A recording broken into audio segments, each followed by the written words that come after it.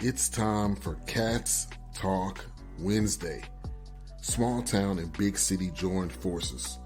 Vinny Hardy of Lynch, Kentucky, and Terry Brown of Louisville, Kentucky, team up to give you free-flowing, laid-back sports talk.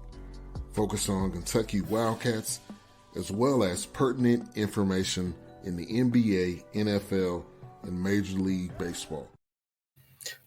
And with that, we're in here for another Wednesday. Vinny Hardy here. Terry Brown is on the way. And we got a friend of the show with us. Cats Talk Wednesday, as y'all know, part of the BS3 Network. He is part of BS3 Network as well. He's in those Believe podcast network streets like I am too.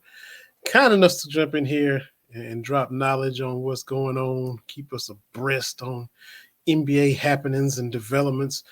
While on vacation, we got our main man back here we done lost count how many times he been kind enough to come on here. J.R. McHenry, J.R. the boss man. Man, appreciate you. How you doing, bro? No doubt, fancy. You got your little light-skinned brother today. 18 me today, little lighter brother today. You gotta hold it down till he get here. Yeah. A little more high. The light-skinned brothers on Cats Talk Wednesday. A little more. You got light and chocolate here with you, the dark and the light brother here with you on Cats Talk Wednesday. A little more high yellow in here right now. Yes.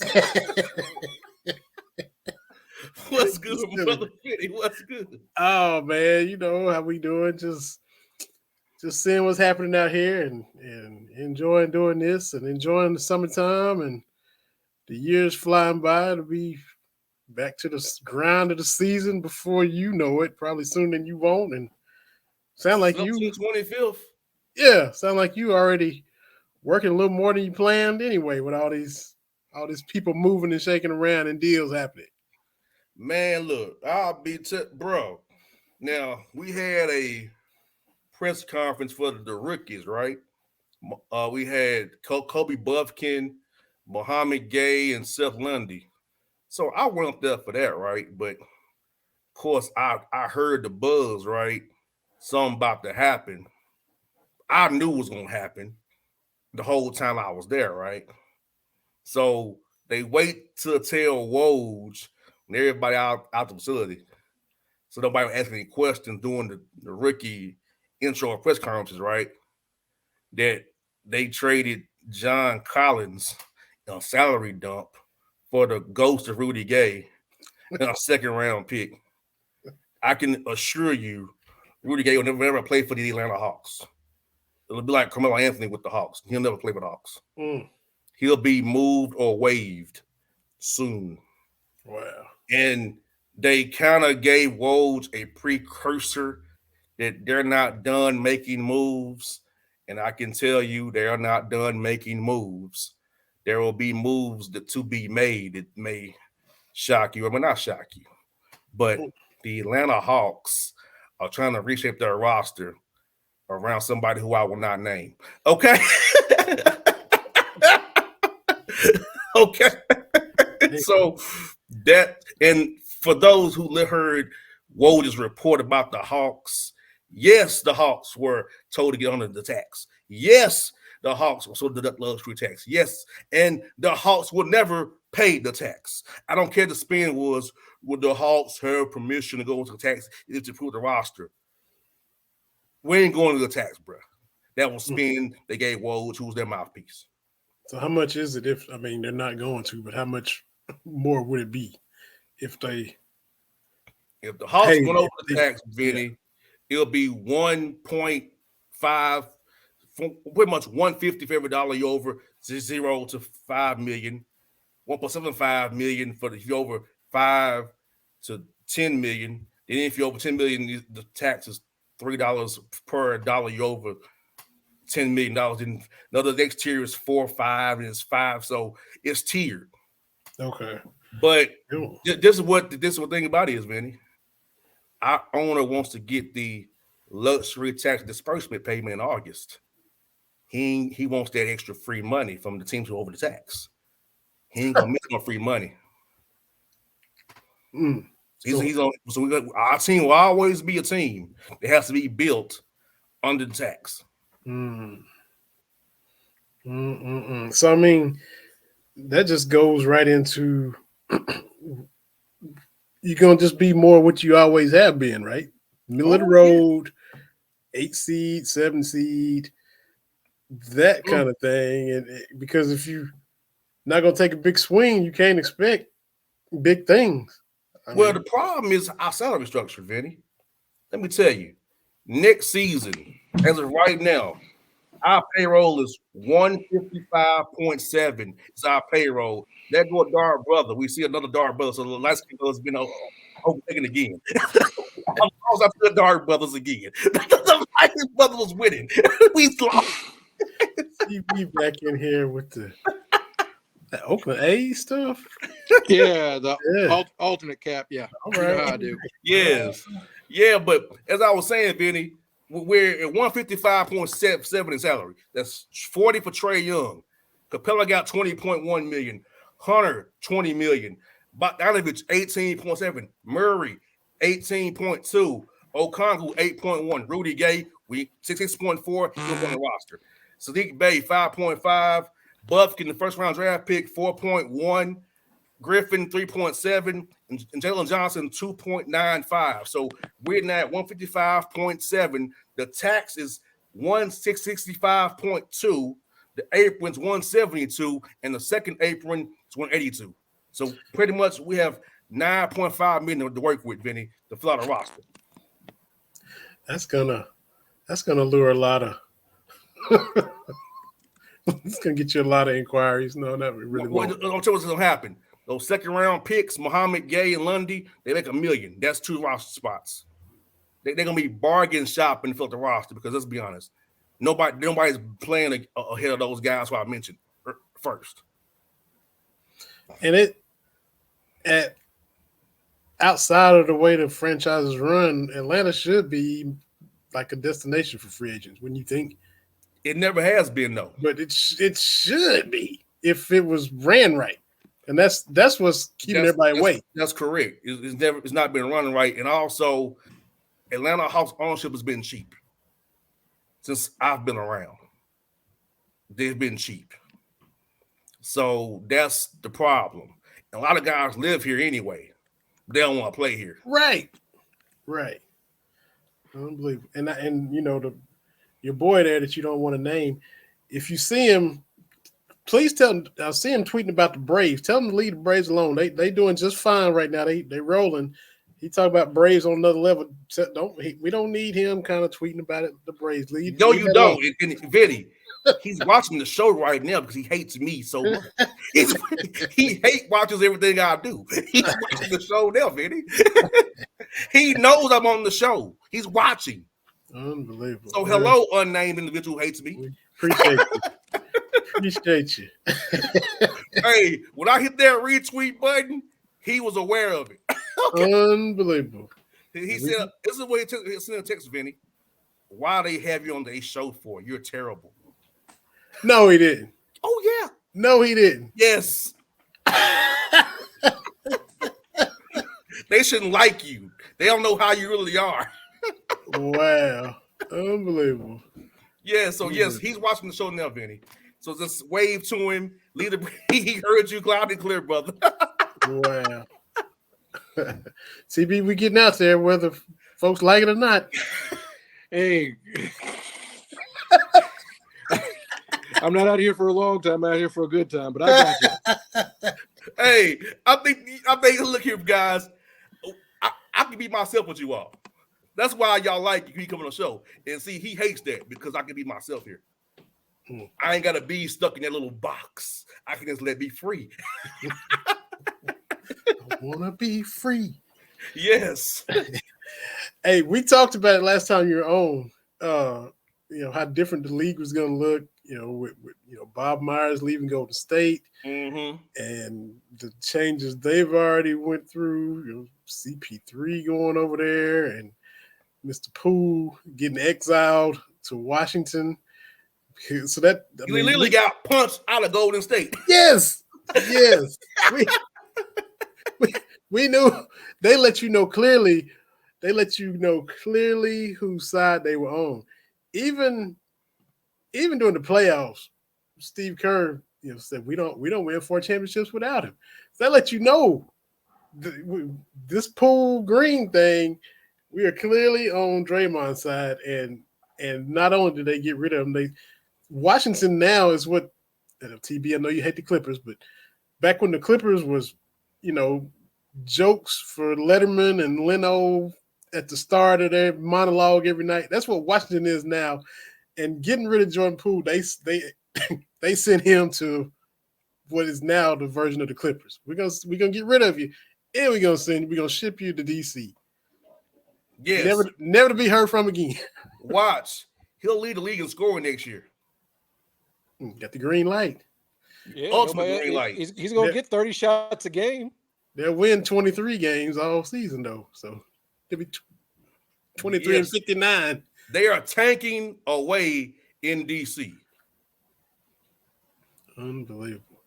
That's just going. TB was just talking about the new look. How we talked about last time, how different the league's going to look. We talked about last week how different the league is going to look, and then we see Poole gone and CP3 to Golden State, and it's already John Collins getting traded for peanuts and a ghost of a player. Is Rudy Gay older than Jeff Green? He's 37. Is he older than Jeff? Or are they about the same age? Probably about the same age. Okay. Yeah, Rudy Gay, the ghost of Rudy Gay. I remember he was Memphis' star player back in the day. Yep. He was the Grizzlies' star player before they moved on to the grit and grind days. Yeah. Mm-hmm. Yep. And then they tried Hasheem to beat, and that didn't work. And yep. Allen Iverson come off the bench when that didn't work. Yep. Tayshaun Prince, all them guys, the ghost of him. He left Detroit. Yeah. Yep. Some deep cuts right there. Some deep cuts. Well, you see, I posted on Twitter today. They released the CBA that I've warned you about, and the players.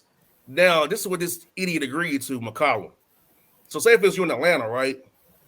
We have to fly to Denver, 2 time zones, on a back-to-back now. Think about that. I mean, that's going back to there wasn't that many teams in the 40s, but that's something you would have done 50, 60, 70 years ago. Yes. You used to be, if you will play the next night if it's only 1 time zone, Eastern to Central, Central to Mountain, Pacific. Now, if we play at home against the Cavs, we can be sent to Denver or Utah on a back-to-back in the Mountain time zone. Yeah. And this is in effect till 2029? Yeah. I told you they wouldn't negotiate nothing. They would say, yes, Massa. Yes, we'll do it. Yeah. No, man, what are you doing, bro? You want to hate Golden State? Man. The Clippers?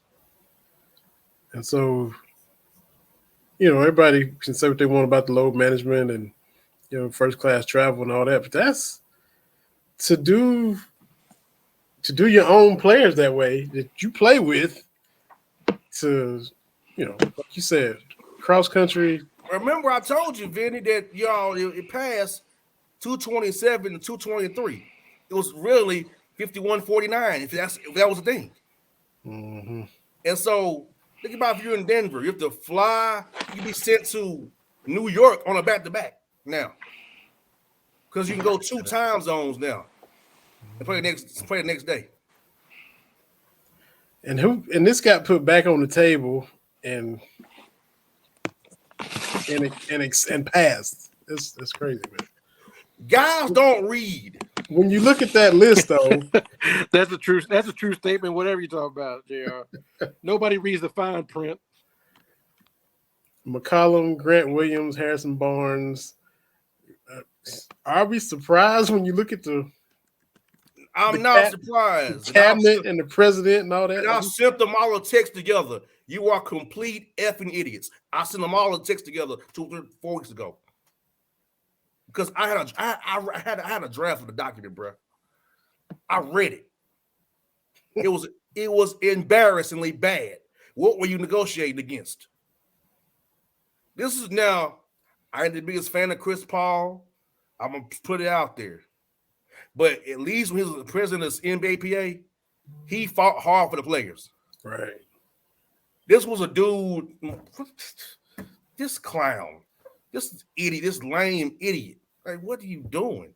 Like, I cannot respect those 9 jabronis. I can't respect them. You're running the league that we love. Yeah, that's and the NBA middle class, the guys who voted against this were the middle class guys. We're getting squeezed now, Vinny and Terry. Mm-hmm. Watch the contracts that comes out during free agency this weekend. You'll see what I'm talking about. Well, you were on top of this when we had you on before the season was even over, talking about the CBA. And since you've been on, I have seen this pop up all over the place. Bomani Jones was talking about this, saying the same thing you are. It's like once people started reading into it, it's like, oh my goodness, this is bad.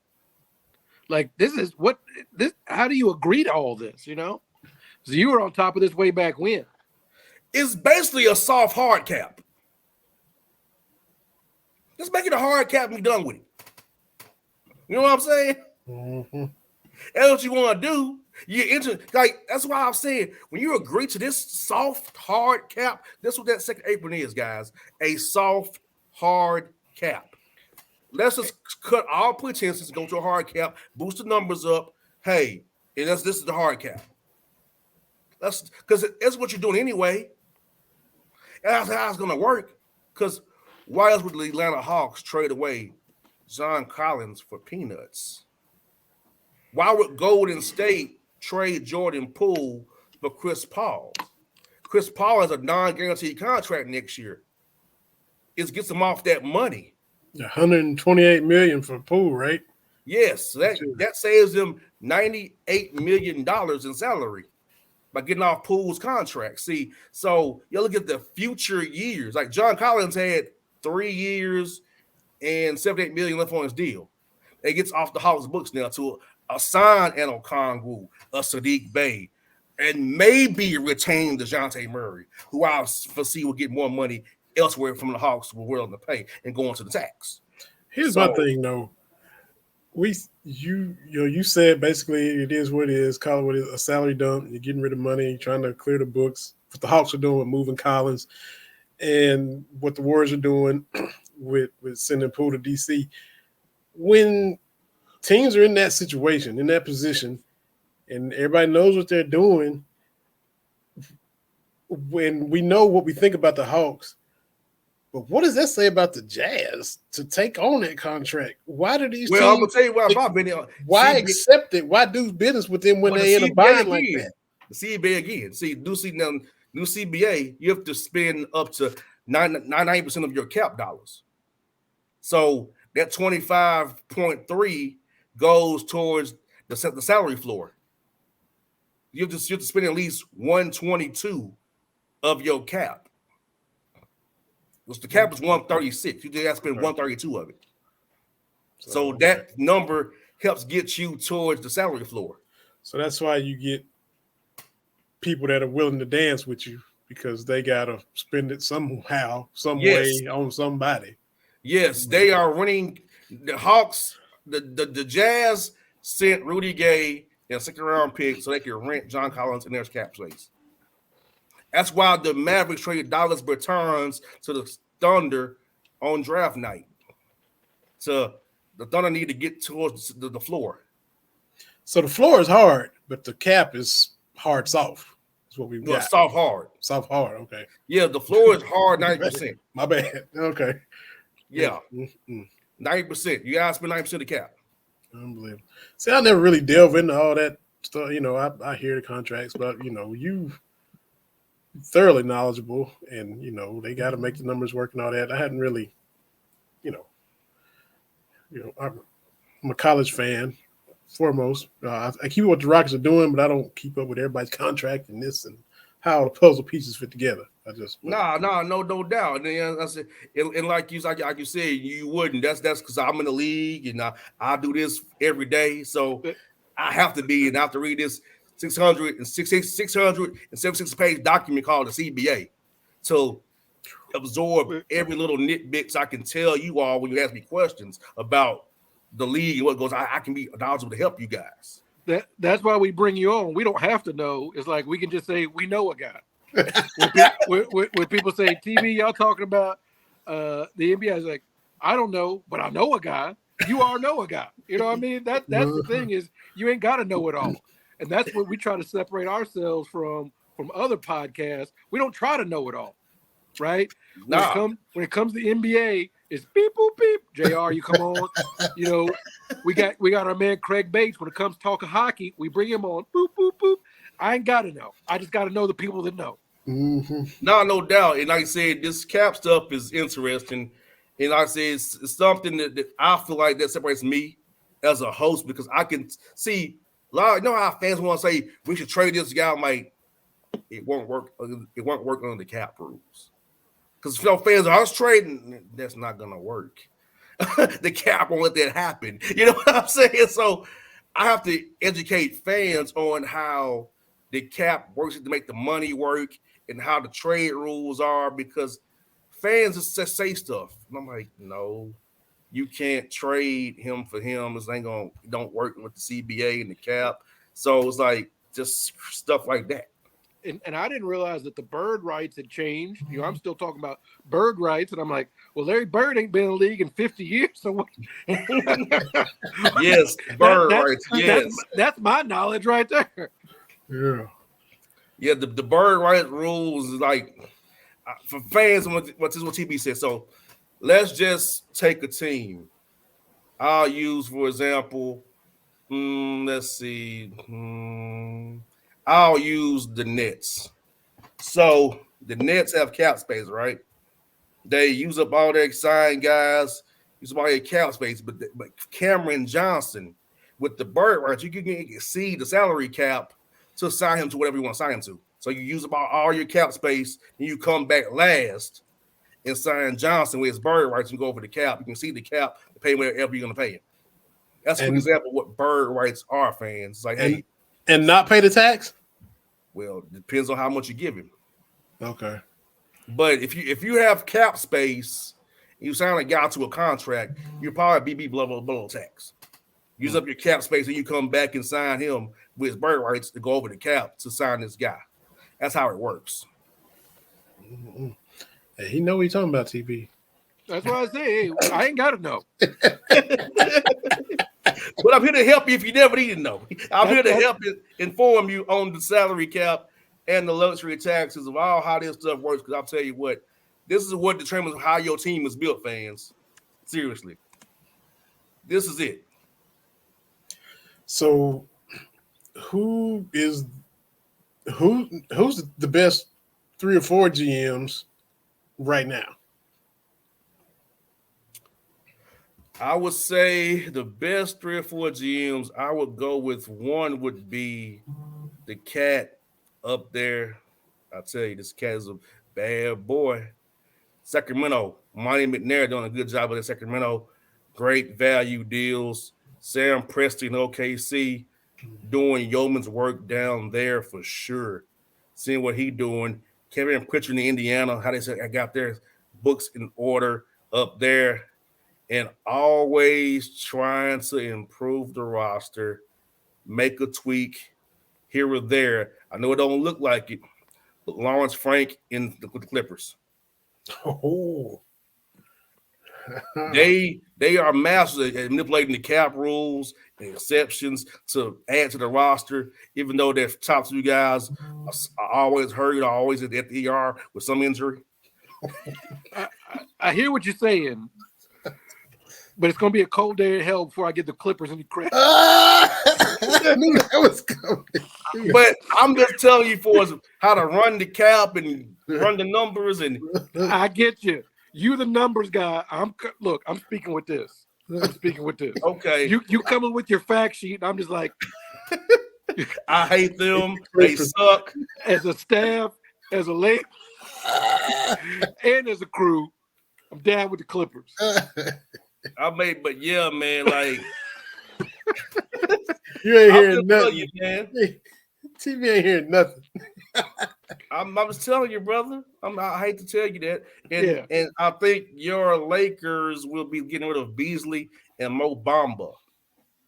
They won't pick up their options. That's what I've been told.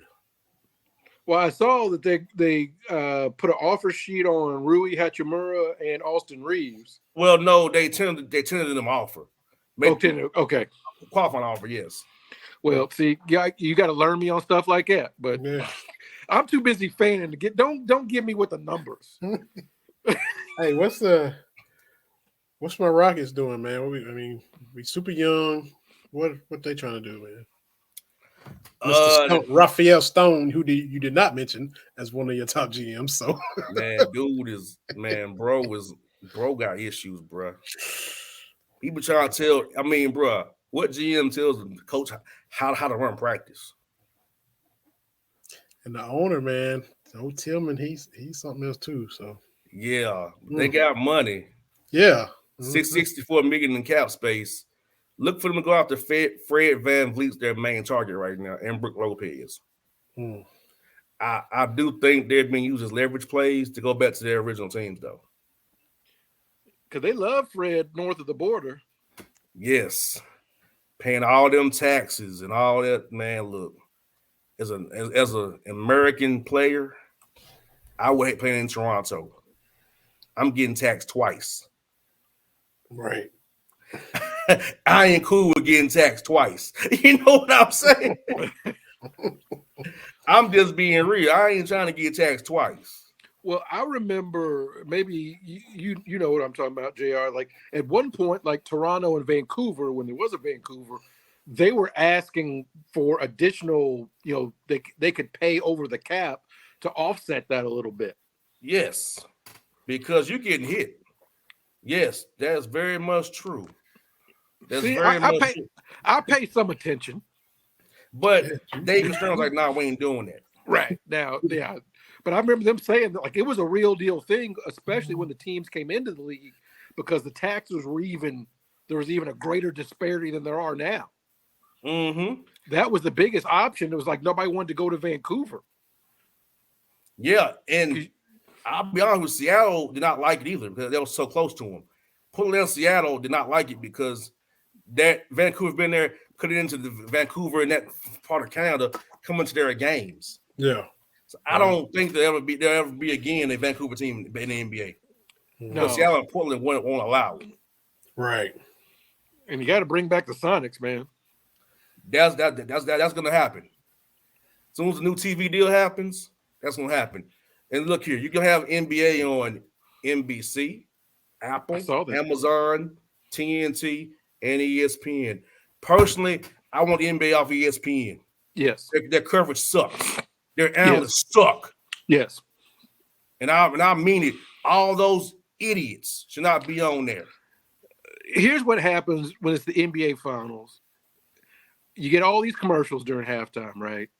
I got to listen to Stephen A. Smith scream about something. You mute that. I listen to it, mute, brother. I don't listen to it, but I'm saying I look up at my screen. I'm like, oh, he's screaming about something. But and the thing is, I love the TNT coverage because at least those guys act like they enjoy what they're covering. I don't enjoy it all, TNT either. You don't enjoy TNT? Because I know the dudes who own the set, they're very fake and phony, except for Kenny Smith. Well, there you go. Just rain on my parade. Lord have mercy. Yeah, I'm not the biggest fan of Ernie, Shaq, and Charles Barkley.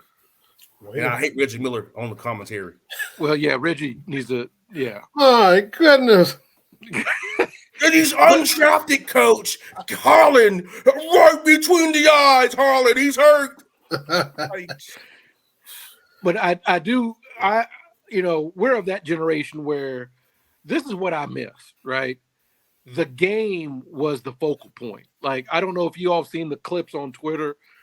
Like, you would get like a mini movie before the game would start. Yes, right? NBC was the best coverage. The NBA NBC was the best coverage. The triple headers. It started at NBA Showtime, come on at noon.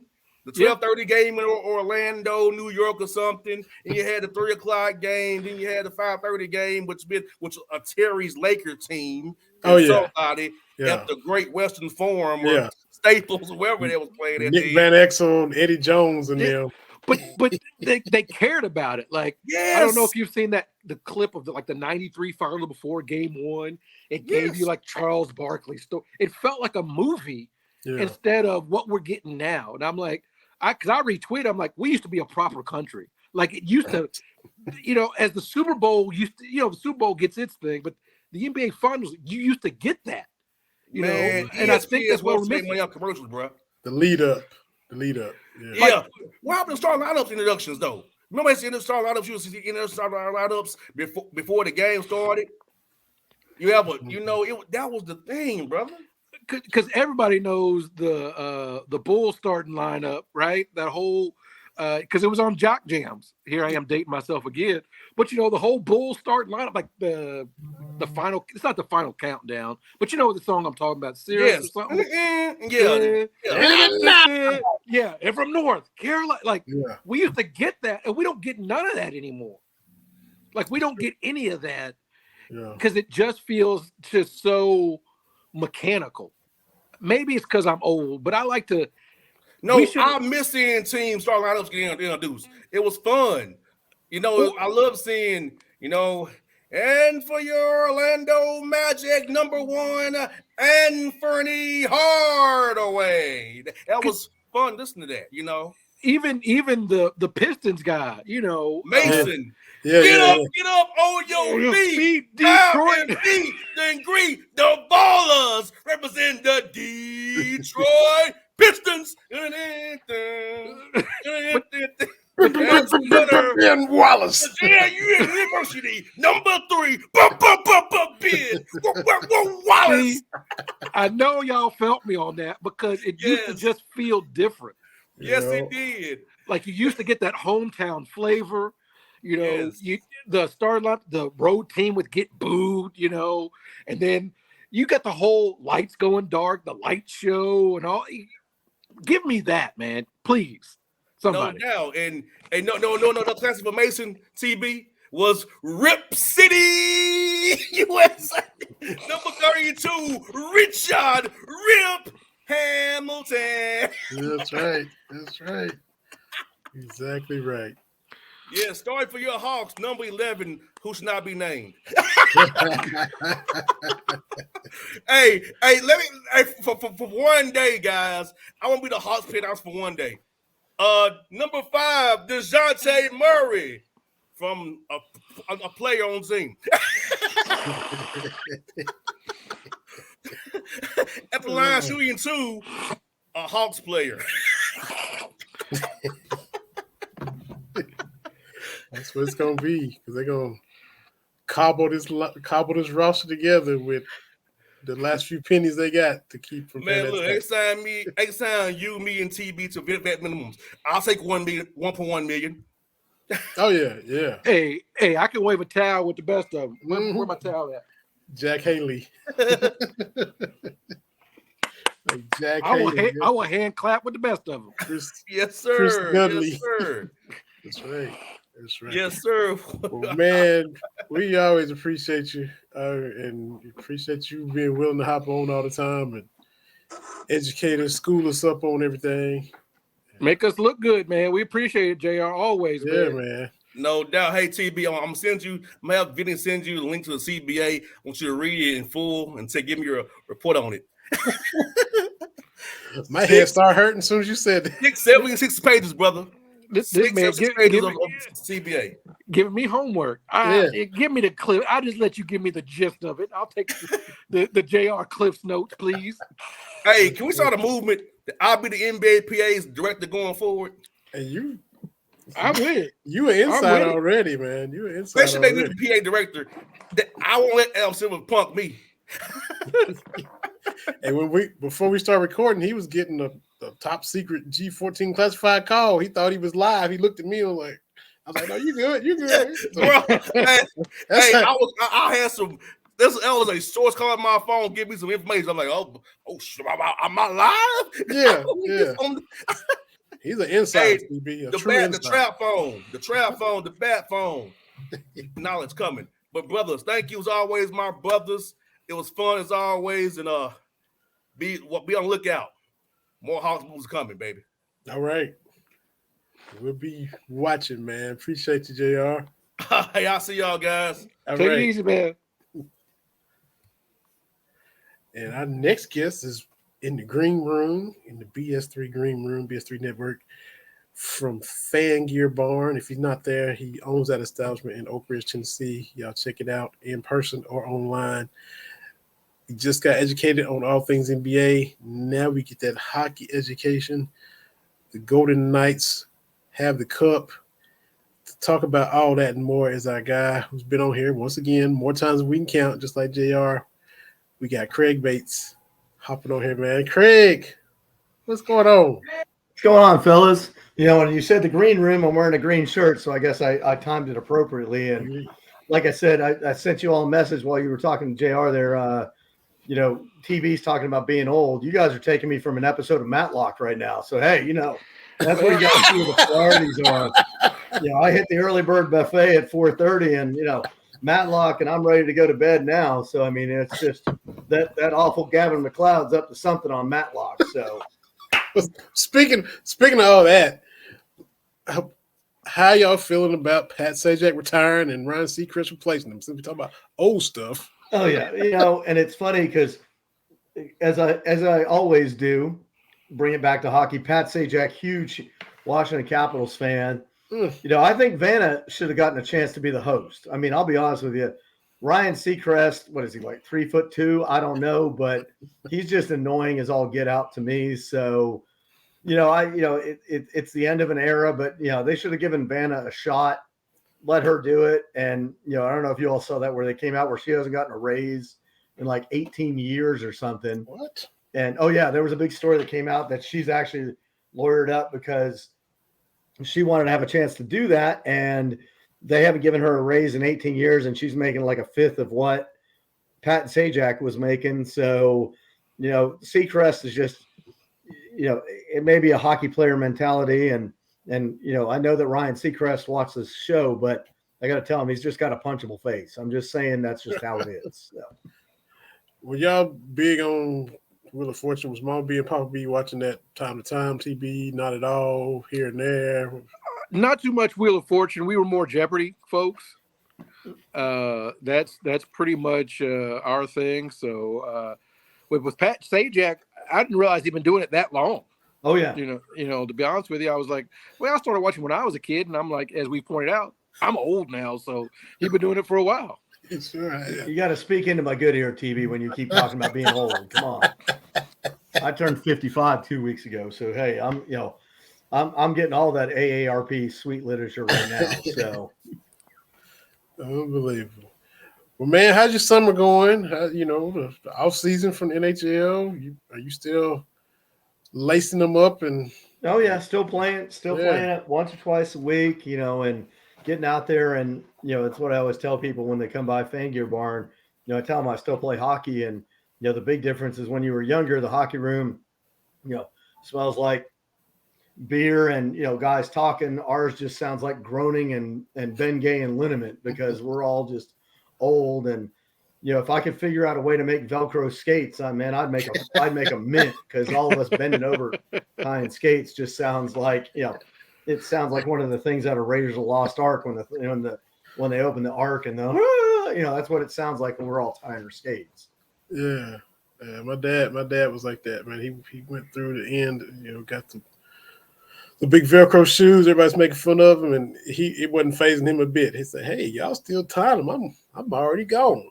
Well, that's what every morning I wake up. Jenny calls me Rice Krispies because all she hears is snap, crackle, and pop. So, hey, you know, it is what it is. But we're all doing well, and you know, NHL draft starting in about 19 minutes over there in Nashville. So, you know, everybody knows Connor Bedard is going to be the first overall pick.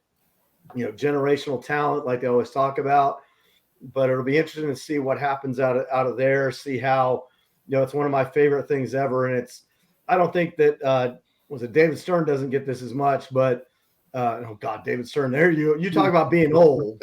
That David Stern, what came into my head as the NBA commissioner. Yeah. Was it Silver now? Is that his name? Yeah. Kevin Silver, yeah. Kevin Silver, yeah. That tells you how, I almost made a Bob McAdoo reference. So yeah, a little bit up there in years, losing the thought processes. But it's like death, taxes, and people booing Gary Bettman.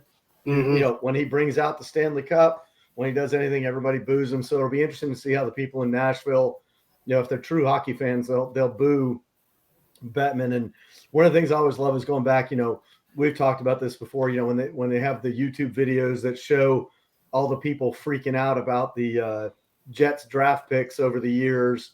One of my favorite ones is when Bettman's getting booed, and there was one where there was a big trade when they did the draft in New Jersey, and people started booing, and he just stopped and let them boo. And then he was like, this involves the Devils, so you all might want to listen up. So, he at least is aware of it and kind of leans into it a little bit. But it'll be interesting to see how it all shakes out. The Preds have 13 draft picks this year. It's going to be, it's a new one with, David Poyle leaving as the general manager. He's been the only general manager basically they've ever had. Bringing back former coach Barry Trotz to be the GM. And you talk about feeling old, TB, their new coach, he played for the Preds, and I remember seeing him, and I was like, man, he was younger than me, and he's playing, and now he's the coach, and that just makes me want to go find a walker and see how I can get one of those things to go take me up the steps. So yeah, it's just, it's funny how things change, but we all get older, but hey, we get better as we get older, and that's what I keep telling myself. How many rounds is the NHL draft?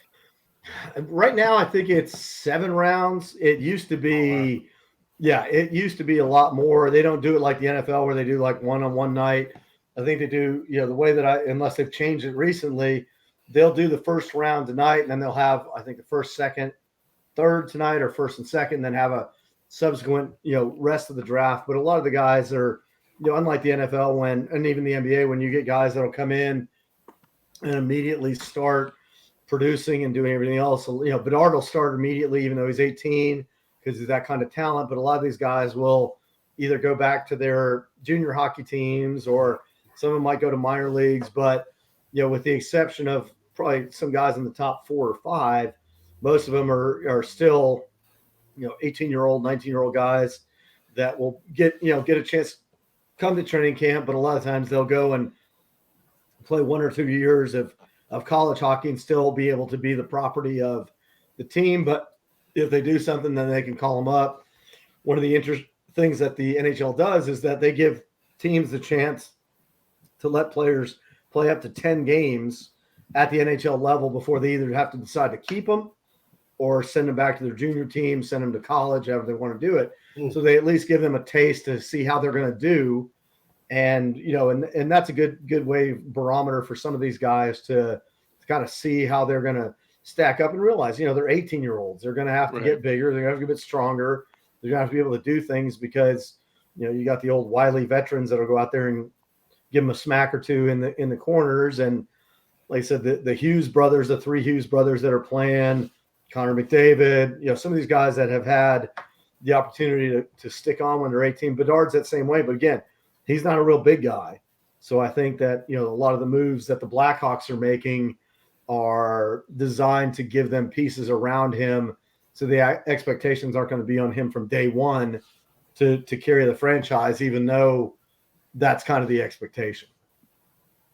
So how surprised were you to see the Golden Knights do it? I know they made the finals in their first 2 or 3 years, and then here they are 2 or 3 years later. They get back and then they win it.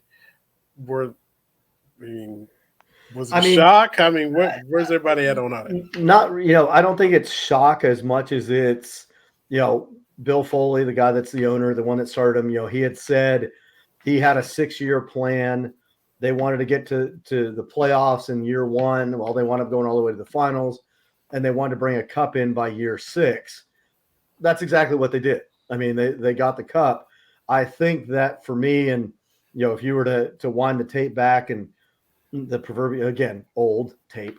Anyway, if you were to wind it back and show like how I saw the playoffs coming out, I don't think anybody, and if they did, they were crazy, saw the Panthers going to the finals. They were going to get beat in the first round with the Bruins. And, they wound up beating the Bruins. They wound up getting all the way to the finals, beat the Hurricanes to go to the finals, kind of ran out of gas. The one thing I do recall saying is that if you have a hot goaltender, that can take you a long way. And that's exactly what they had in Sergei Bobrovsky. And I think he just they got worn out. If you saw, we've talked about this before. One of my favorite things ever is when the playoffs are over, when a team gets eliminated, they finally release what an upper body injury is or what this was. And so, after game 3, Matthew Tkachuk for the Panthers played game 4 with a broken sternum. And he couldn't go in 5 and 6, but his brother, who also plays in the NHL, was having to help him get dressed in the locker room. And he played a game with a broken sternum, couldn't do a whole lot. Aaron Ekblad for the Panthers had a fracture, I think, in his ankle, had like a broken bone in his arm, played through it. So, yeah, I mean, you kind of see that. But, for me, Vegas had done it the right way. Yeah, they had some luck come their way with some of the teams that they had to face in the playoffs. But they got it done. And, I was thinking about this earlier with the parallels. Jack Eichel, number 1 pick of the Sabres about 6-7 years ago, he was tired of Buffalo, wound up, I don't know if you remember this, but there was a whole big incident where the Sabres medical staff was saying that he was fine and he wasn't. So they traded him to Vegas. He had to sit for like 6 months because he actually had some ailments that the Sabres wouldn't do it. And he won a cup this year with Vegas. And people, hockey people are talking about the fact that Jack Eichel won a cup before Connor McDavid did, which is, when you see that, you're waiting for the frogs and locusts to fall from the sky and, the other signs of the apocalypse, but he isn't with Buffalo anymore. So I think, they did a good job of putting a team together to be able to compete and to eventually win the cup. And if you both haven't seen it, you have to see, and I'll send you both a link to it, but in the Vegas parade, when they had, I think Nylander was the one that had a few adult beverages and was given the speech, and his job was to introduce Jonathan Marchessault, who was the MVP Conn Smythe for the playoffs. It started with him taking the shirt off. It started with him saying a few different things, and then who I felt sorry for, and Jenny and I both were laughing because we watched it.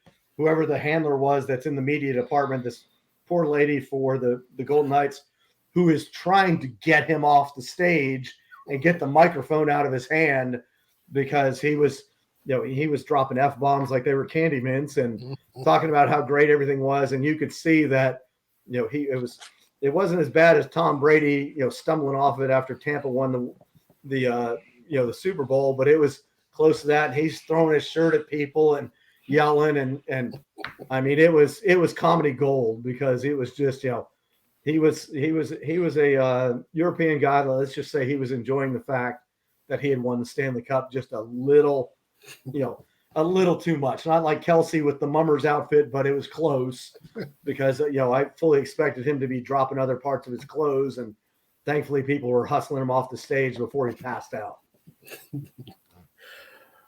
What is like, I don't know, I'm trying to put you on the spot, but you might know, like, in baseball, you get a occasional 12 to 10 games, something like that. What's the highest scoring game in NHL history? Is it 8 to 7 games, some kind of crazy? Yeah. And there's the back in the 80s, there's of course, it's like, me spitting out the old guy knowledge. If you remember in college football, I think Georgia Tech beat Cumberland 222-0 in like 1899. There's games back in the day, back in the old NHL, where teams were losing like 20-0. Oh, the one that comes to mind, off the top of my head, I know there was one back in the 80s when Gretzky was playing for the Oilers, where I think they won like 12-9. And so that's, there's obviously another one that, that would probably be higher from the old days. But, that's once the NHL got rid of the neutral zone trap that the Devils did, which was the most boring possible hockey in the world. It's opened things up a little bit, getting rid of the 2-line pass, doing some things to get some more scoring. It's just the other part of it is, the goalies are so flexible. So, they've kind of shrunk down the size of the pads a bit, but they still got it to a point where the goalies are so athletic. It used to be put the fat kid in goal. When you were playing, when you were growing up playing hockey, the kid that couldn't skate, you put him in the goal. And now you see goalies that are a lot more flexible, a lot more, ability to really change the play. But, you'll get some 6-4 games. You'll get to 7-5 games now and then, but it's also not the 1-0 boring hockey that, the 90s just made hockey fans want to claw their eyes out, just because it was, a guy would try and come up to the neutral zone and 4 guys would get on him and he couldn't pass, and then they'd take it back. And it was like watching paint dry. And for our soccer fans out there, it was kind of like watching a soccer game, because it was like, back to the halfback, back to the fullback, back up. It was just like, it was painful to watch, and they've done more to try and jump up the offense. But yeah, I mean, I saw more games that had higher scoring this year than any other year. And it's not just because the goalies aren't very good. It's a lot of the times it's because you have guys that have this ability to move the puck, to take shots, and it'll continue to grow that way. Bedard's a good example of that. He can do some things with the puck, and yes, as a old hockey player who was a goon, it makes me sick to see kids that have talent, like my own kids, like Luke and Josie, playing hockey, drive me nuts, because they're like, we could skate right around you. I was like, yeah, but if you ever slow down, Dad will catch up to you, and you know why how I used to make my bones, so I'll knock you down. So, it's just that kind of, it's becoming faster, it's becoming better, and it's becoming more exciting to people. But again, it's still that one. And I don't know if you all saw this today, it came out today, but that TSU, Tennessee State University, announced that they're going to have a college hockey program in Nashville working with the Preds. I think that's fantastic. They're going to be a club team for the first year and then move on to, Division I hockey. And they're talking about adding women's hockey as well. I think that's fantastic to grow the sport. I think that, having the ability in Nashville with the Predators, I'm hoping that it builds up, because, as you both know, every sport has athleticism, giving people who don't understand hockey, who haven't played hockey, but given the opportunity to learn, to grow, to play it. I mean, to me, hockey is a sport for everyone. And the fact that, that they're making inroads with HBCUs and with non-traditional markets, that was my favorite part. People ask me, who do I want to see win the Stanley Cup? And I think I told you guys before, my dream scenario would have been Seattle to beat Toronto, because half of the province of Ontario their heads would have exploded if the Leafs made it all the way to the finals and then lost to an expansion team. But for me, the best, it's 2 teams that have never won a cup before. And, Vegas has done a good job of presenting themselves and getting people into it. And we're not going to talk about Vegas because TB, I see your A's hat.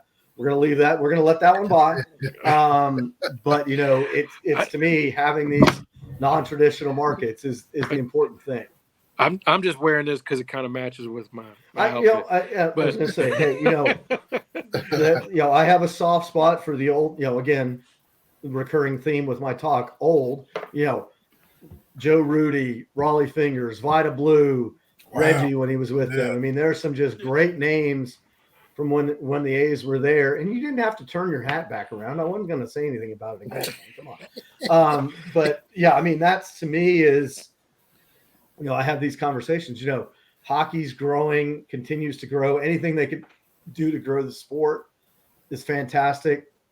As you both know, my dad played minor league ball with the Red Sox. I always grew up baseball, hockey, football, some basketball. And to me, baseball is, the pitch clock is great, but I can't tell you the last time I watched more than 2 innings of a baseball game, just because it's just, it's kind of painful to watch now. So there's an opportunity for hockey with TSU and with other schools to grow the footprint. And I think that's a fantastic thing, because anything that gets people into any sport, not just hockey, but things that get people into any sport is is great for, for the overall growth of people being able to want to play something that they might not have thought they could. But hey, if this grows interest, I think it's fantastic. And I will say I may have thought for a brief second of throwing my hat in the ring to be the coach, but I'm good with where I'm at now because it's there, and I'm old and don't think I could relate too well to as my kids tell me, relate well to the younger generation. But hey, at least no hockey stuff. So. Well, yeah, I did see that news about Tennessee State, and that's fantastic. I'm glad about that. I read something the other day that Snoop Dogg is a big hockey fan.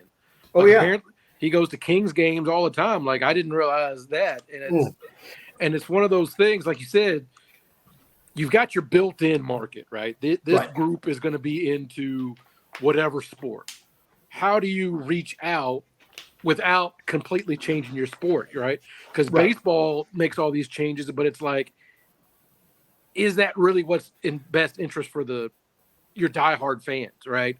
There's that fine line you can walk between service to the longtime fans while also explaining to other folks who might not have even thought about hockey, hey, or whatever your sport is, hey, take a look at what we're doing over here. Right, and I knew that about Snoop because in like the NHL 2022 game for EA Sports, he actually was a commentator. You could select him as a commentator, and he had pre-done some stuff, and it was hysterical because he knows hockey, and there was talk that he goes to Ducks games too, and he actually was a part of that group with Ryan Reynolds that had talked about trying to buy the Ottawa Senators. Yeah, so, I mean that's to me that's one of the things that I think. With everything that's going on where stuff's fractured, hey, whatever sport it is, let's get everybody involved. Let's get, you guys know I've coached kids of all ages, boys, girls, people, anybody that wants to play. And I'm a big evangelist for the sport of hockey because I think it's great for everyone. And that's the thing that's made me so happy is to see how it's grown out. I think I told you both, the Preds do a program. They do it here in Knoxville. They do it in other cities as well, where if you have a child who's like 5 to 10 and they want to learn how to play hockey for like $150, they get, 10 weeks of games and instruction. They get all this other stuff. And they also get a full bag of equipment that's theirs to keep, whether they decide to keep playing or not. So they don't have to invest in skates and sticks and all this other stuff. They literally give them a full hockey bag. You get 10 weeks. If you like it and you want to keep on, that's great. If you decide it's not for you, that's fine too. You keep the bag, you keep all the equipment, you do whatever you want to with it. And so that has grown. I know the Dallas Stars do that in Texas. There's a lot of other, in the quote unquote non-traditional markets where there's teams doing that. And I think it's fantastic because, the next superstar player that could be out there could be anybody. And that's what I want that's what I want people to do is, I hear people, it's expensive at the store. I'm telling people all the time, you should check this program out. We only know football. We only know baseball. We only know basketball. Well, hey, have you always wanted to try hockey? Here's a way to do it. That's pretty inexpensive. And I think to me, that's what, you find the person, the people that love a sport. And as you all know, if you start playing a sport and you get into it, and I keep following and my knees ache every time I see TB's stuff about him running, but hey, that's fantastic. I literally think my knees look at me and say, no, don't do that. Just don't even think about it. I've had to pull back a little bit because my knees are like, what are we running from at this point?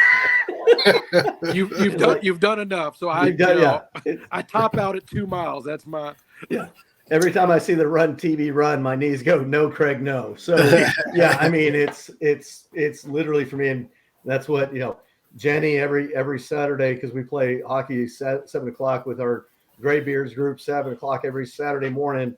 When I come home, Jenny usually goes, "Okay, what'd you hurt?"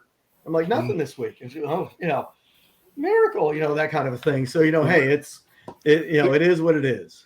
The good thing is I run in a straight line. It's the changing directions that that I'm not, I don't know. Yeah. I think my basketball days are over because I can't. if I'm going to the right, I'm going to the right. Like I'm not. Oh, okay. You don't cross me over. Okay. Yeah, I'm giving that up to you because I can't. yeah. I was gonna I say, can't change direction. I'll get back to you. I'll get back to you in a minute. You know, I'm right. just going. Oh yeah.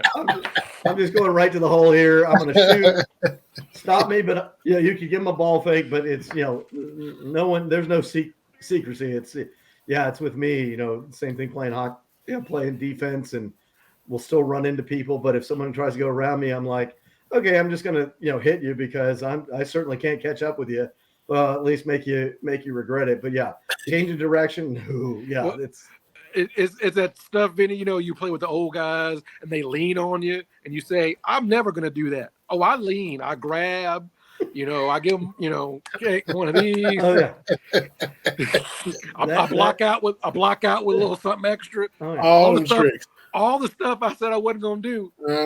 I got to if I want to stay out there. Mm-hmm. And that's when I'm standing in front of the net on defense and pushing somebody out of the way, and they're looking at me. I'm like, I'm not pushing you out of the way. I'm just leaning on you because I can't stay on my feet right now. So it's all good. Circle of life.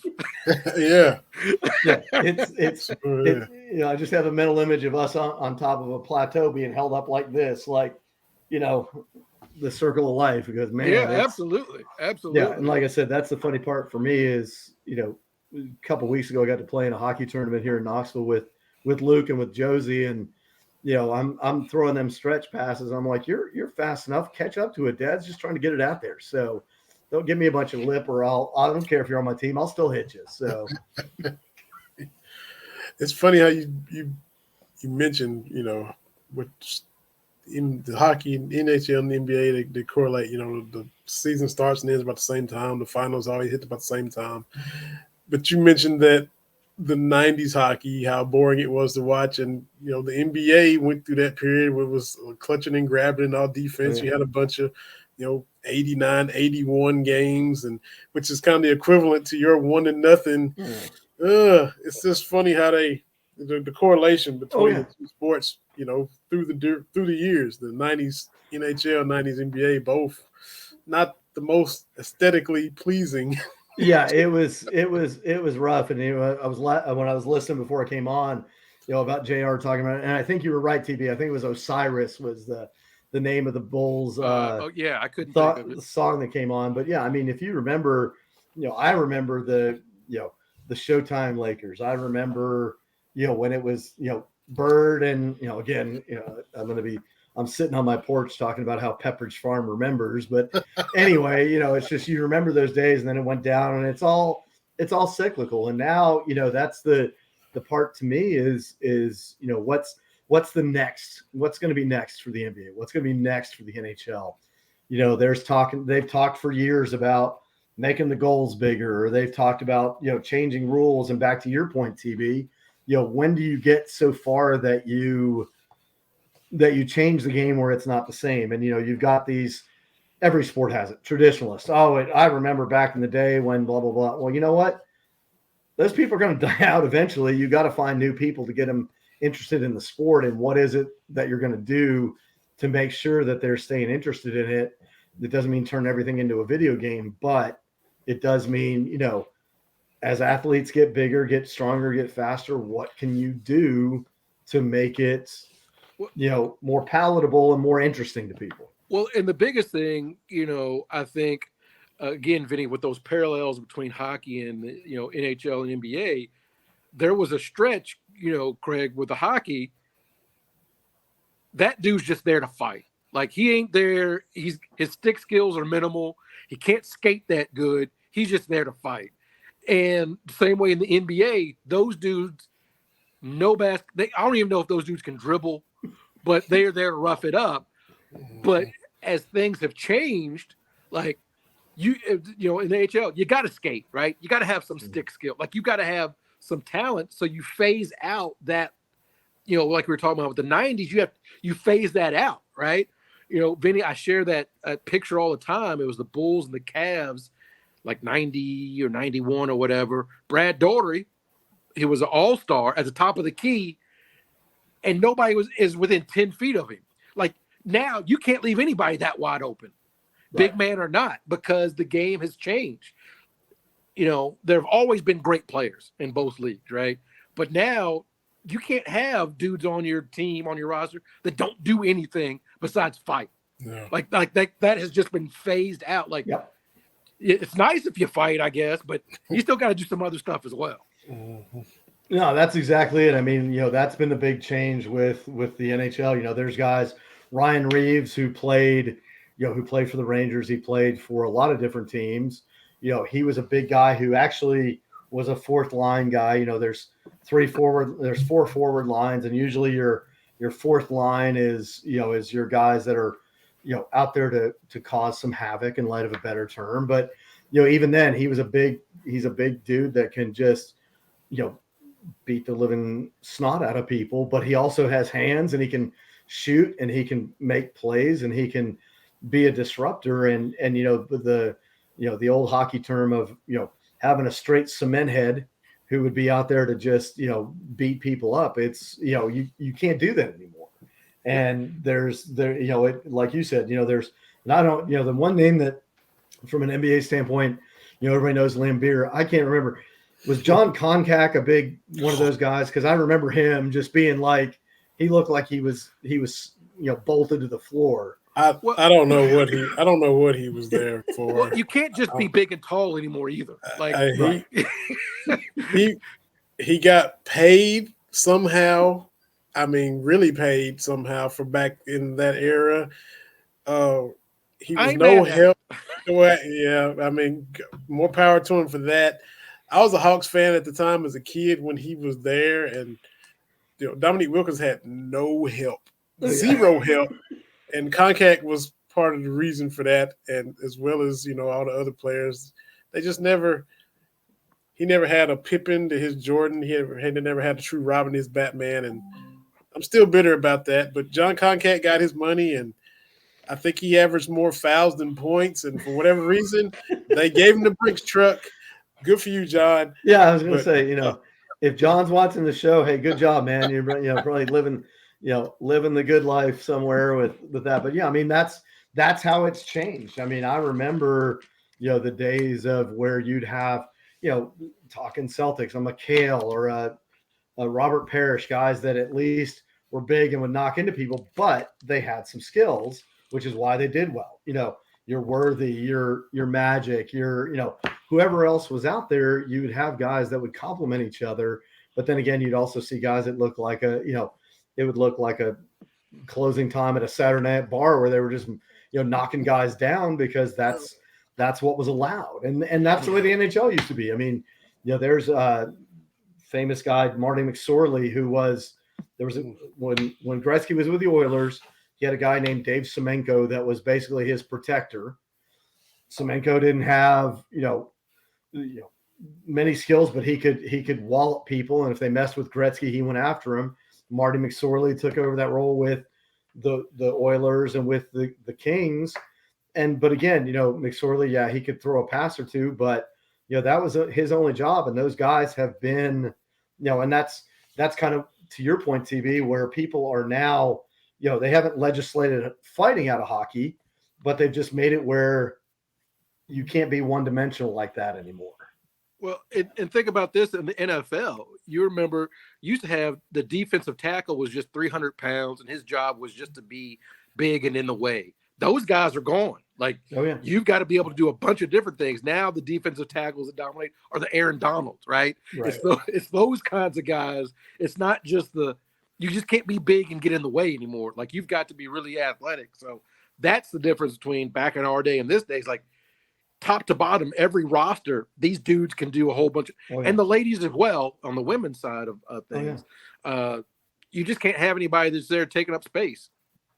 But I tell you what, if you want to freak your kids out ever, go back and show them. I've shown, Nathan's playing football now, used to play hockey, and I show him the old tapes of Earl Campbell spearing guys in the chest with his helmet, and Billy Sims when he did the karate kick to the one guy's head, and you see guys coming in with the forearm shivers, and and they were like, "This is how football used to be," and I'm like, "Oh yeah, that was I'll never forget the time Eric Hipple got destroyed for the Lions going out of bounds against the Buccaneers, and here's the the zoom in camera and his eyes are somewhere around Pluto right now because he had no idea where he was. And, it's just, you either embrace the change or you don't, but it's a part of how sports change. And, guys throwing inside. I mean, I remember when in baseball, when, if you hit a home run, you knew you were going to get drilled. And now it's, it turns into all this other stuff. And, like I said, every time I keep talking, I'm just like, good God, should I just tell somebody? Should I tell one of the cats that are walking around us to get off my lawn now? Because, man, but it doesn't mean that it was better back then. It was just that's what we're used to. It's just different. And it's every sport. Yeah. Yeah. It's every sport is like that. So at this moment, give us your way too early Stanley Cup Finals participants from the East and West for next year. You can go with your heart, you can go with your head, however you want to do it. I don't want to go. The team that I think from the East, and I hate to say this as a Rangers fan, but I could see the Carolina Hurricanes going from the East. Okay. They came up short this year. They've had some good players that are staying there. They got guys signed to contracts that'll be there for a while. In the West, I mean, I have, you go with the champion until you hear something different. So I think Vegas has another good chance. The times that, like the 80s hockey when the Oilers would win 3 or 4 straight or the Islanders would win 3 or 4 straight, it's just not going to happen anymore. And so to me, I would see a Vegas Carolina one. I think it'll be very interesting to see what happens out of the draft tonight and with free agency coming up. Yesterday, the Bruins traded 2 pretty good players. Taylor Hall, who won the Hart Trophy as MVP in like 2018, who was the number 1 overall pick by the Oilers a while back. He's now on his 6th team. They traded him and Foligno to Chicago because they needed the cap room. I could see the Bruins being there if they get, their goalie won the Vezina Trophy as the best goalie. They had guys get MVP votes. The ones that are going to be interesting, and just to kind of, as you guys know, as we always kind of half jokingly make fun of the Leafs, there's talk that they, and I would assume you guys know who Austin Matthews is, one of the top players for the Leafs. He's on the trading block. There's been talk that they might move him somewhere else because he's going to be up for a big contract soon. There's talk he may go to Calgary. Calgary has players that are wanting to leave in droves just because they don't like the way the team's set up. They don't like the way the people are. So they've already traded Tyler Toffoli, one of their good players. There's, kind of hard times for Calgary. There's talk. I think Boston with Pasternak and with Linus Ullmark and with some of the guys that they have a chance to be good. But, they're going to have that stigma hanging over their heads of, hey, they're going to be the Virginia to everyone else's UMBC after they got beat, a few years back because won the President's Trophy, best team in the league, get beat in the first round. We're up with 2 minutes to go in Game 7 and blew it to Florida. Yes, Florida went on and went to go to the finals and lost, but everyone had the Bruins as their pick. Are they going to learn from that, or are they going to just hope for the best? And I think that's some of the biggest things that are going to happen out of this. I mean, if I had to pick, like I said, and it's not just because Carolina occasionally wears the greatest hockey jerseys in the history of hockey, the Hartford Whalers old throwbacks, but I think Carolina's got a chance to be a really good team. But again, it comes down to what comes out of the draft. Who's something to do? The Preds traded Ryan Johansson to the Avalanche. The Avalanche is a team that could come back. I mean, they won year before last, flamed out last year. I mean, there's Dallas is a good team. So I think that, the window of opportunity after Vegas winning is wide open for everybody. If you were to say with my heart, yeah, I'd pick the Rangers, but I've learned as a Rangers fan to expect the worst and be mildly happy if they actually do something good, because they're going to, rip your hearts out and stomp on them in front of you and say, hey, follow us again next year. We will be better. So, and there's a lot of players going to be moving. Is Patrick Kane going to stay with the Rangers? Is Vladimir Tarasenko, all these guys they picked up at the trade deadlines? There's going to be a heck of a lot of movement in the next couple of weeks. especially coming out of the draft, especially coming out of free agency. There's going to be a lot of guys that are going to be moving all over the place. So, I mean, to me, it's that time of year. It'd be like, asking you guys right now, who's going to win the NBA next year? Who's going to win? Would you pick the Chiefs in the NFL? I know that both of you would both pick 49ers and Cowboys respectively, but how is it going to come out? Because who knows? I don't know if you all felt this, but did you think at the start of the year the Nuggets were going to win the trophy? I didn't think Vegas would either, but they put together a good team. So this is kind of the fun part unless again you're a Rangers fan, when you're expecting them to screw up. But this is the fun part when you see, okay, what is my team going to do? What are they going to do? I mean, from the NFL standpoint, now it's not just who are they going to sign, but which one of you doofuses bet on games while you're at the facility, because we got to figure out who's going to be gone now. I mean, I saw that today with the guy from the Colts and several other players. I'm like, who knows anymore what's gonna transpire between now and the start of training camps for for the NFL, for hockey, for basketball. There's a lot of unknowns, which is, I guess, good because everyone thinks they have a chance unless you're the Leafs or Ottawa. But again, that's the same thing. You never know what's going to happen with these outside circumstances. Yeah.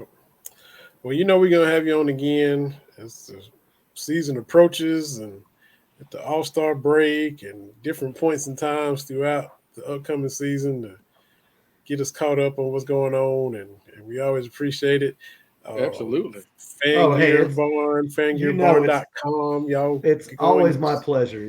This is one of my favorite times when, I told Jenny, I was like, this morning, I was like, I'm going to be on with V and TV. And she goes, if you don't tell them hi, I'm going to be mad at you. So that's my formal hi to you and your families from Jenny and everybody. And like I said, it is always my pleasure. And I think one time, if we ever could finagle, we need to have all four of us on there with JR. And we could just be, I mean, nobody will get a word in edgewise, but it would be interesting to say the least. Absolutely. Yeah, for sure. Tell Jenny hello as well. And I'll have to meet you guys in person again like I did it last time. It was great to meet y'all. And next time we're up in Louisville, because Luke made the U18 travel hockey team. So I'm not sure if we're going to Iowa. We might be. Stranger things have happened.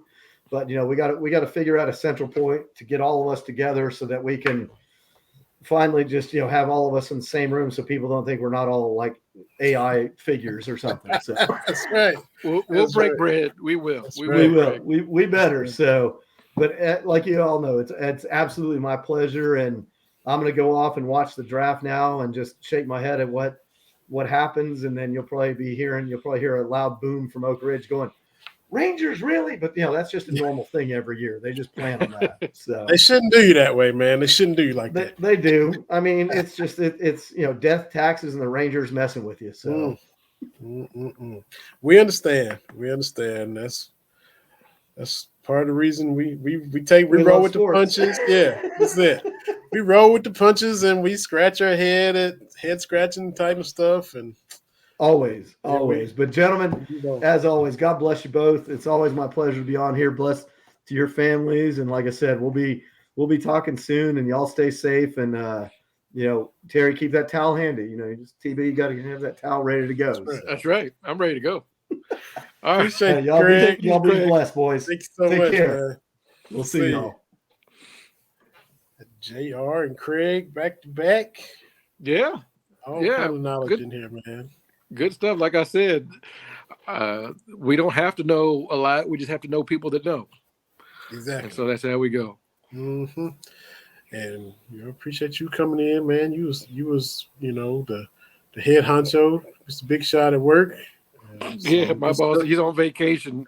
It's like, hey, reach out to Terry. Like, don't reach out to me.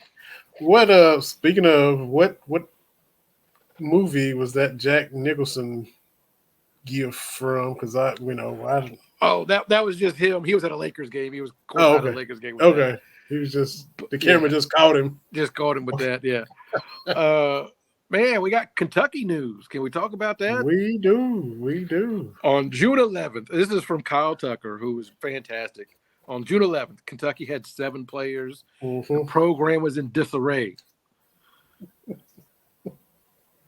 That's what I was told.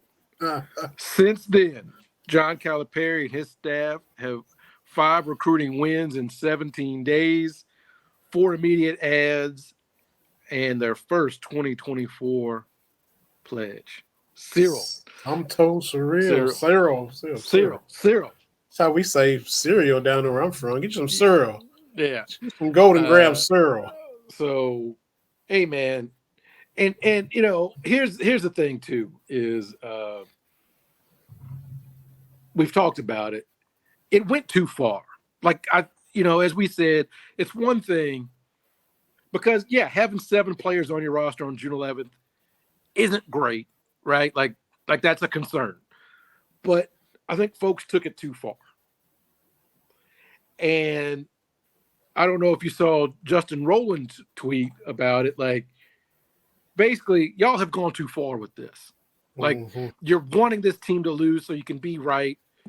And that's the whole thing. You know, Randy Newman, Big Blue Express, he put out there, everybody was worried, and now it looks like we're going to be okay. And people responding, oh, yeah, because Trey Mitchell comes over from West Virginia. Like, Cal knew that Bob Huggins was going to – No. Nobody is saying that this has gone according to any plan. Right. But y'all acting like Cal wasn't doing anything. That was dumb. Mm-hmm. Yeah. We spent May and first part of June being all bent out of shape. And for what? Well, now we got a pretty good roster. Mm-hmm. Sure do. We got 11 dudes that can contribute. Couple experienced guys to go along, and keep in mind we always had the number 1 ranked recruiting class. Like I know that moniker it varies, you know, from 1 year's number 1 class may not equal, but still that's something. And so we did all this wailing, all this gnashing of teeth, and for what? We got a pretty good team. They play in Canada. Couple of weeks, 12th or something. Yeah, so we'll see how that goes. The schedule is coming together. We know who the home and road opponents will be in the SEC. I think that's a pretty good draw for the Cats. The first ACC SEC matchup. Yes, I get people being disappointed not getting Duke. I understand because again, Kentucky and Cameron, Duke and Rupp. Yeah, I mean, you can. I thought, that's kind of a missed opportunity because I'm like, man, that's a. Start off with a bang. You know, we've seen Kentucky and Carolina. They had the home and home for years, but you know, pop this challenge off right. We used to play. It was Kentucky, Kansas most years. It wasn't Kentucky and Iowa State. I mean, come on. But hey, that's a shot at the Cyclones. Y'all hate them. That's right. We do. Cyclones is terrible. But you know, the consolation prize is, you know, Miami's coming off a Final Four run, and I think they will still be a top team. But 3 weeks ago, remember, we tried to name the 4 teams in the Final Four. We couldn't even name all 4 of them. Remember that? The Hurricanes did. I think that was one of the teams I forgot. The UConn, San Diego State. And we were struggling. Yeah. But, hey, no, that's not Miami's fault. Larry Nagel's been around a long time. I like him. You know, he did his thing at George Mason, yeah. And so you're right. They did go to a Final Four. They had a deep run, historic run for them, and it's still a name. It ain't Duke, but it's also not Duquesne or Norfolk State. So it's, you know, Miami coming to town to be fine. It's matching up pretty well. I think they're setting it up. So eventually they'll get Duke and Kentucky will play in this. No doubt. Now, who does your hometown squad? Who they playing in this thing now? The funny thing about that, the ACC has 15 teams. The SEC has 14 teams. So that means one team from the ACC is sitting out. not Boston College. They're in. They got some. Yeah. Pitt got somebody. Pitt's playing somebody. Pitt's playing somebody. Clemson. They suck in Clemson. Yeah, Clemson. Yeah, Clemson. Clemson. Oh, Yeah. and we know Florida State gonna play somebody. Coach Ham gonna have a matchup. Virginia, they gonna with their boring style of play, they gonna have somebody. Oh, Man, okay. listen. Syracuse, yeah, okay. Even without Boeheim, brand new rookie coach, and they in. Okay. Man, yeah. Louisville's not playing today. Like they were scrolling through John Rothstein's tweets, like, "Oh, that's got to be a blow. That's getting kicked while you're down, ain't it?" Yeah. It's like when it's all interleagues in baseball. You know, the Braves is playing the Orioles and the Yankees and the Mets, and then you got the Pirates playing. Even the Pirates playing something, but you got like the Royals and the A's playing each other because they ain't got an interleague match. That's kind of what that is. It's yeah. That's tough. No shade to you. No shade to your A's. But it's going to be tough when it rolls around, and maybe you shouldn't have more. You should have more than 4 wins, man. Yeah. Oof. Yeah, 4-28 was it? So I don't know how they bounce back. To be honest with you, I don't know what but not looking too far ahead. But Kentucky's all right, man. The athletic program finished 18th in the Directors' Cup standing, like the 11th straight year in the top 20, which is pretty good considering men's basketball not great, Kentucky football not as great as we thought, and women's basketball. And those are the ones that kind of drive this thing usually. So, but still to finish 18, still pretty good. Because how many short years ago 18 seemed like an unrealistic dream? I mean, a decade ago, before we started this run, Kentucky was finishing in the 40s and the 50s. And so that, I know there's some disappointment there. Like I said, men's basketball, women's basketball, and football didn't bring it like we kind of had thought and hoped. Thank men's tennis for picking up some slack the past couple of years. Right. And baseball turned it around this year to finish, had a really good season, and gymnastics and some other things. So to me, hey, that's a pretty good run to be 18. Yeah. They slipped to 18th. So imagine that. From 9th and 11th the past couple of years. Yeah. You drop and still in the top 20. So that's pretty good. It's pretty good. Oh, I know we don't keep up with a lot of recruiting, but I did see that a kid from right in Kentucky, Malachi Marino, I guess he's getting a ton of offers. His brother had led like Scott County to the state championship, but he just got an offer from Tennessee, TB. And I'm like, man, Brick Barnes is just trying to walk right into the backyard, and kid is 6'11", and by all accounts doing well. But he did tweet out Kentucky had reached out, as well as a whole bunch of other schools. But I just had Chris Lofton flashbacks with the thoughts of Tennessee offering this kid from Georgetown. I'm like, oh boy, and this, but here's the thing. Look, I know this is going to sound bad. I'm born in Kentucky, raised in Kentucky. I bleed Kentucky. Love the Commonwealth of Kentucky. It's my favorite state. 15th state admitted to the Union, the last Commonwealth, right? But I saw an infographic after the NBA draft. And I think it was going back to 2000 maybe. But anyway, it was guys where they had played their high school ball. Mm-hmm. And players that had, high school players from each state that had been drafted in the first round of the NBA. Oh, yeah. California had 30. Texas had 21. Do you know how much Kentucky had? How many? 0. I want to have a team full of Kentuckians. That would make my heart feel good.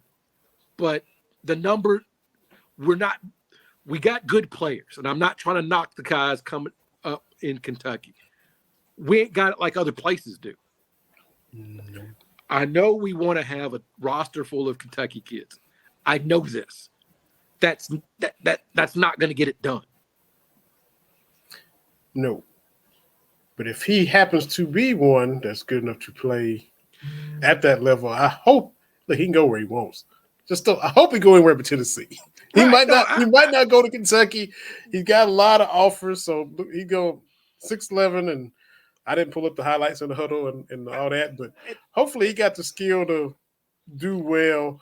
But I just hope Rick Barnes isn't the one that ends up getting. That's just me. I understand the optics. You brought up Chris Lofton. But again, the caveat is Tubby had the number 1 ranked recruiting class that year. I understand it kind of home state guy kind of needling you. I get it, but it made sense at the time. It's a different situation, and Chris did not get offered, and Tubby was getting grief for his recruiting. He went out and hit home runs, and then that meant there was no spot for Lofton. This is a different situation, but right. My flashbacks aren't completely accurate to compare him to Lofton and all that. But I hope he succeeds and plays for your Lakers, and he can be from Kentucky, and we can have 1 instead of 0.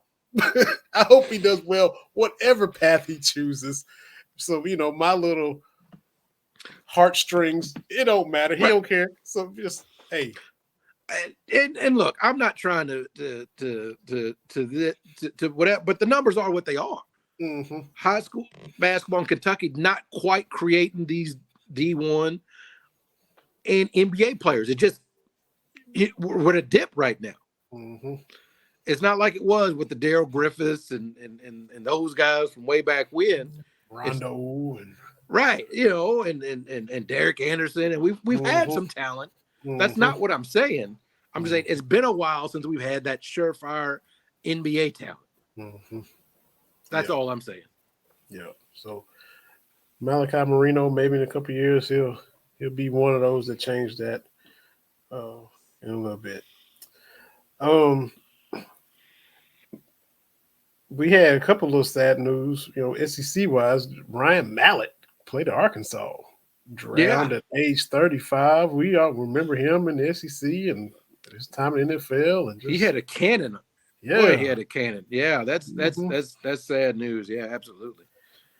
And we don't talk NASCAR much at all. We had some good folks from Kentucky Speedway on here a few years back when the Speedway was the thing, but Jimmy Johnson's mother-in-law shot and killed his father-in-law and their 11-year-old grandson, and then killed herself. It's just hard to wrap.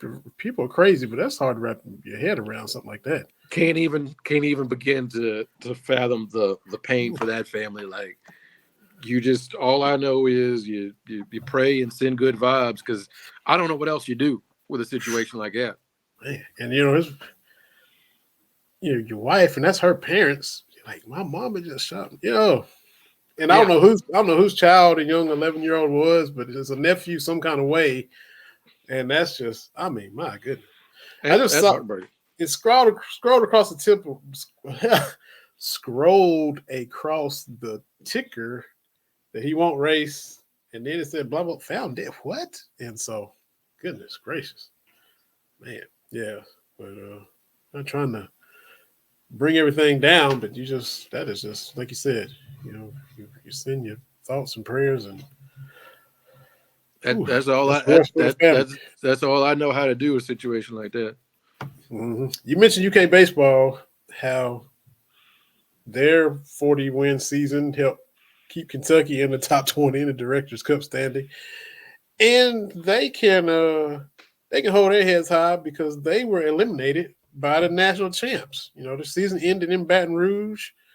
LSU goes on to the College World Series, gets their back against the wall against Wake Forest, and has to beat them twice. They beat Tennessee, I think, sent the Vols home. And then it's all SEC, LSU, Florida. LSU wins the first game. Florida beats them to death in the second game. And LSU turns around and beats them to death in the third game. So the Cats went out to the eventual national champs. And you've said it many times on the show, LSU, I think it was their 7th title the other day, but I think they might be second all time. Their tradition, their history, absolutely their prestige as far as baseball goes, and that, congratulations to them for winning another one. But hey, Kentucky, you lost to the champs, man. You can't. Ain't no shame in that. Yeah, going on the road playing LSU, they were fired up, and LSU is good. So that's encouraging moving forward. So I think next year the Directors Cup will be a little bit. I think we'll be a little bit better. Mm-hmm. I'm saying back to top 10. Hey. Mm-hmm.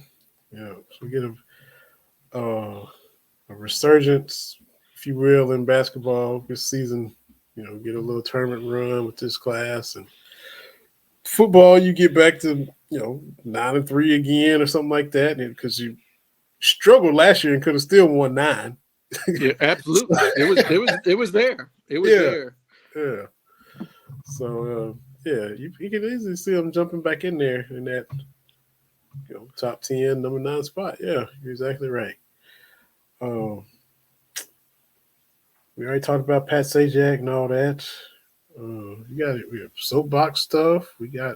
Well, did you see the BET Awards the other day? A few. I'm going to have to catch a replay. I don't usually watch the award shows because I don't know. Every year the percentage of people I know at these things gets smaller and smaller.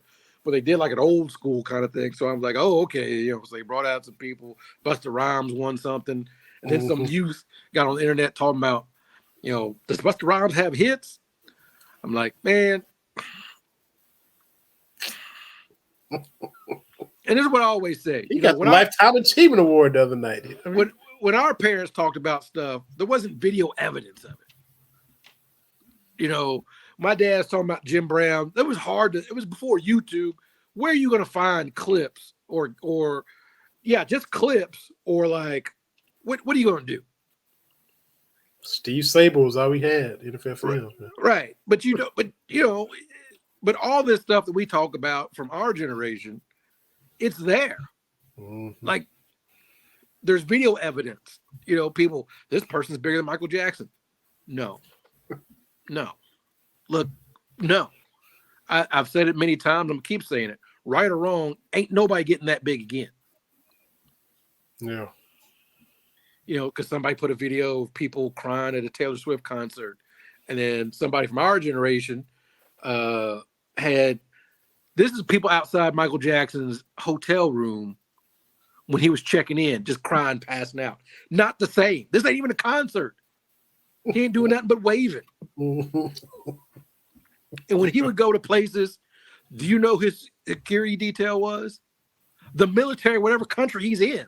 Like, it wasn't just security detail. It was like he was like a traveling head of state. It's not the same thing. All I'm saying is youth. Yeah, rap didn't just start 10 years ago. That's all I'm saying. Mm-hmm. You got to pay homage to those people that came before you.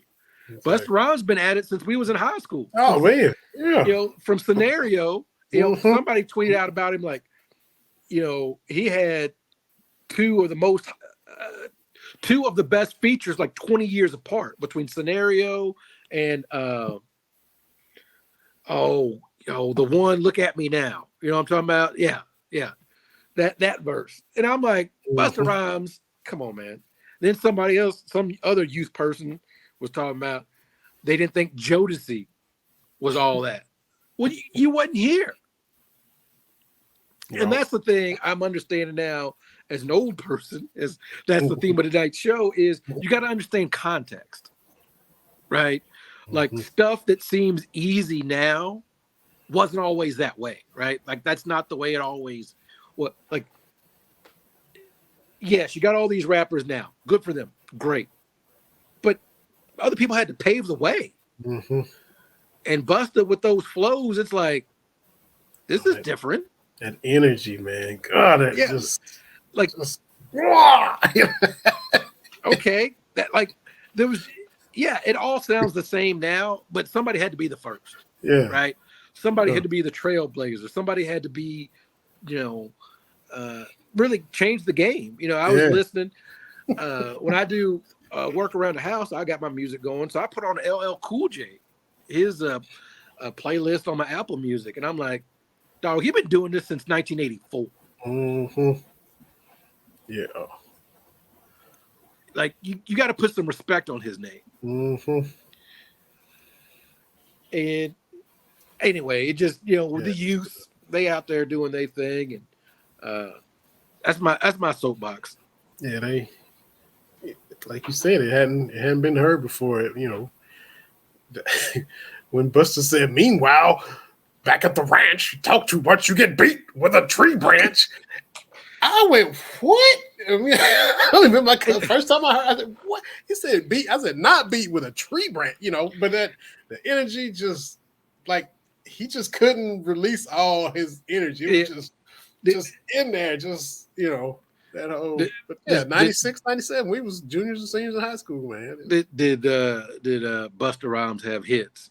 Did Jodeci, man? What Jodeci had us thinking? We could all get out of my face, man. Like, okay, Crowd. you don't like R&B, but this person's like Jodeci, 112 Boys to Men. Come on now, it's slanders. Used to run home bad mouthing Boys to Men. Come on. Used to run home and try to get a cassette to record "Cry for You" off the radio. Back when you had to hit play and record on your little tape player, trying to record Jodeci off the radio for the love. Don't get me started with fiending. Because I'm in need of love. You in need of love. But what about us? Come on, man. That's why I wanted to tell this person, you were not a young teenage boy growing up in the 90s trying to make a mixtape so you can let you. I can tell. You have not had feelings like this.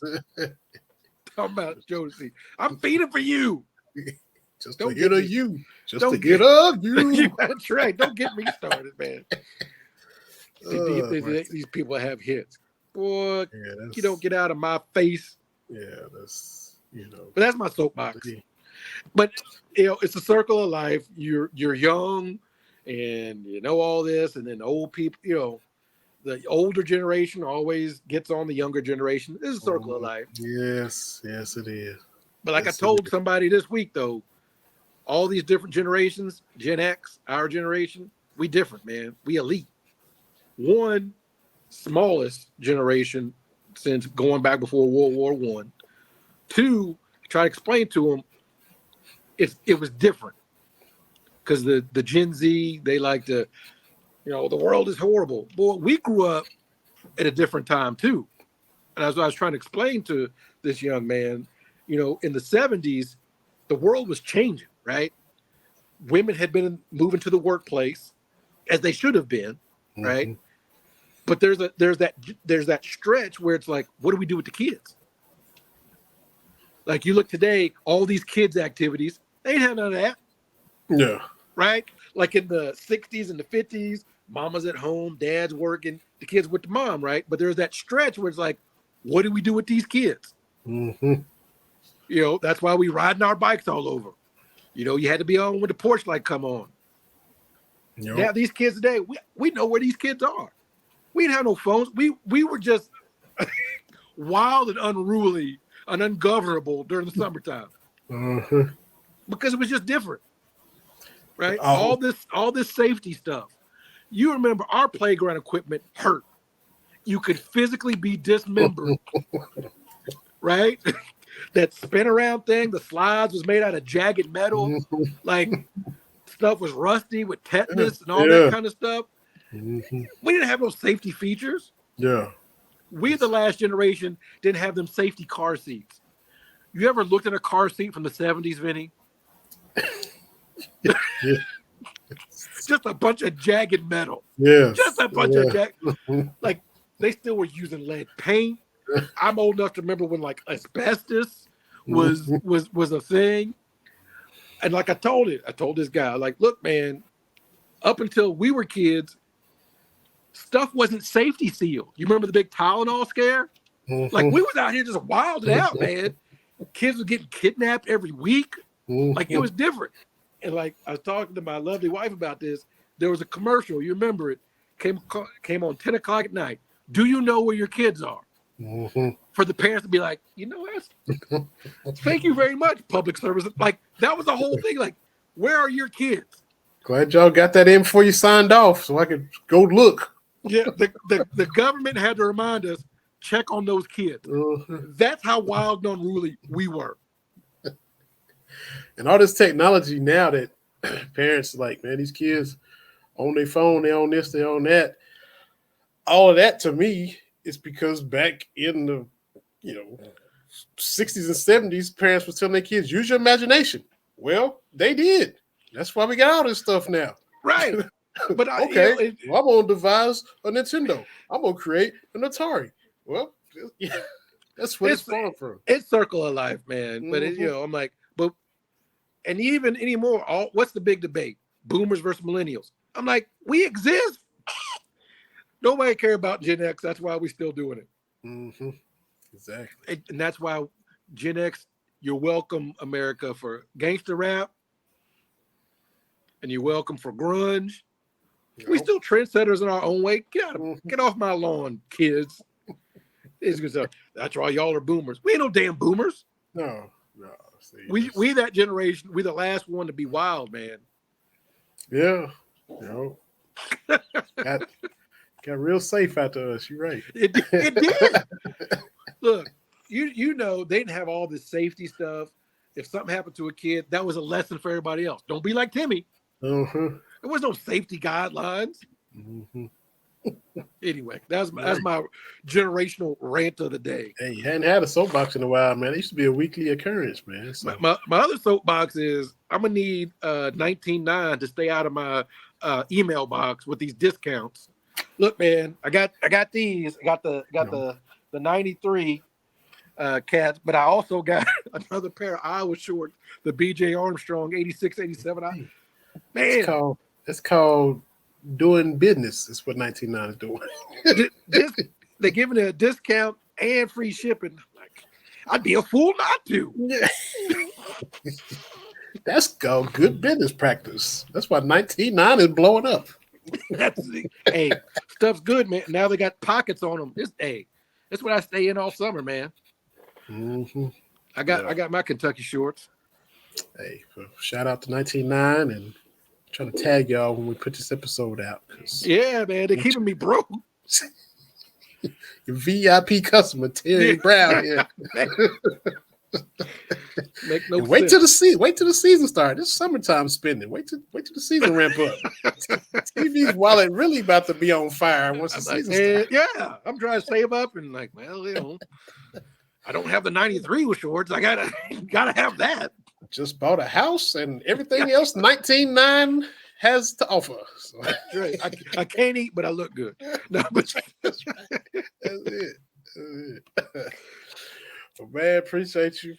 Being the big boss, coming straight from being the big boss, hopping on the show.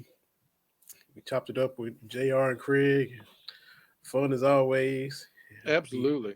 Be back next week. Be another week closer to seeing what these cats look like up in Toronto. It'll be got Cameron Mills penciled in. Now I haven't touched because I knew him and his wife went to the Mayo Clinic because they had a little seeing about some breast cancer. I'm not saying she does, but I know they went up there to check. To check, yeah. So preventative. Of course, when I saw that, I said, I ain't trying to see about you. Y'all got bigger fish to fry than coming on with us right now. So hope all went well with Susan and Cam's trip up there.